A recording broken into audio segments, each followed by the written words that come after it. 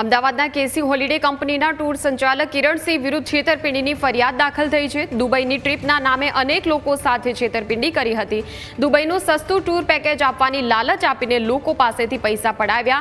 8મી સપ્ટેમ્બરથી કેસી હોલિડેનો સંચાલક ફોન બંધ કરીને ફરાર થઈ ગયો હતો।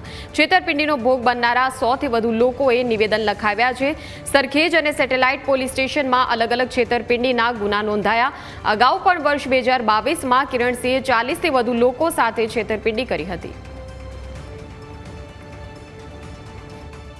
સેટેલાઇટ પોલીસ સ્ટેશનમાં આજે કેસી હોલિડેઝના એના ડાયરેક્ટર કિરણ ચૌહાણ અને પારુલ ચૌહાણ અને અન્ય એક કર્મચારી વિરુદ્ધમાં એક છેતરપિંડી વિશ્વાસઘાતનો ગુનો દાખલ થયેલો છે।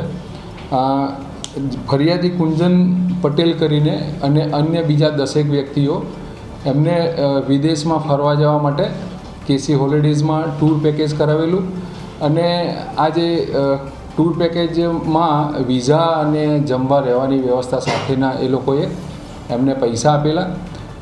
અત્યાર સુધીમાં કુલ 11 જણાએ 24,60,000 રૂપિયાની રકમ આ આરોપીઓને આપેલી છે। તેમ છતાં આરોપીઓએ તેમને વિઝા કે બહાર ફરવા જવાની કોઈ વ્યવસ્થા કરી આપેલ ન હોય એ અંગે સેટેલાઇટ પોલીસ સ્ટેશનમાં ગુનો દાખલ કરવામાં આવેલો છે અને આગળની તપાસ ચાલુ છે।